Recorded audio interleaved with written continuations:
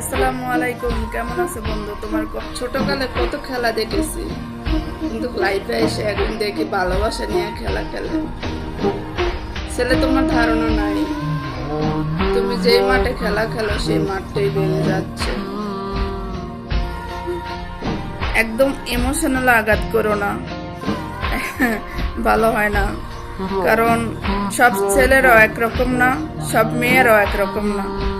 তবে একটা কথা মাথায় রাখো, একটা মেয়ে একটা ছেলের কাছে পরিপূর্ণভাবে ভালোবাসা পাইলে সেই মেয়েটা কখনো বাইরে যায় না, সেই মেয়েটা অন্যর দিকে তাকায় না, ঠিক আছে?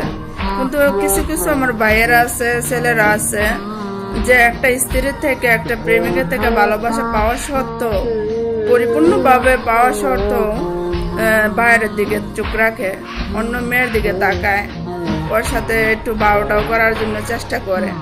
বিয়ে করি নাই, ওই করি নাই, সেই করি নাই বললাম। কিন্তু একটা মেয়ে, আমি যতটুকু জানি, একটা মেয়ে কখনো তার স্বামীর হোক আর একটা প্রেমিক হোক, 16 আনা ভালোবাসা পাইলে কখনো অন্য দিকে তাকায় না। এটা কথা মাথায় রাখবা।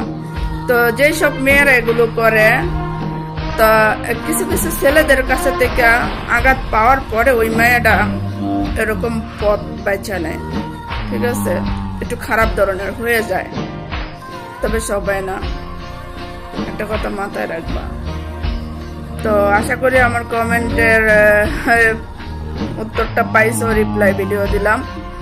তা সবাই একরকম না ভাই, সামনের দিকে যাও, ভালো পাইতেও পারো। তো আমরা হচ্ছে নির্হারা পাখি, আমাদের কোনো ভুল নেই, মানুষ আমাদেরকে নিয়ে মজা করে, এটি স্বাভাবিক। তো দুঃখ আমাদের নিত্যদিনের সঙ্গী হয়ে গেছে, দুঃখকে সাথে করে নিয়ে এসছি, এটা কোনো ব্যাপার না। তবে লাইফে একটা কথাই বলবো, তোমাদের নেটটাকে একটু শক্ত করে ধরে রাখো, যাতে কোনো অশুভ শক্তি ভাঙতে না পারে। এনজয় করো, ভালো থাকো, এটাই চাই।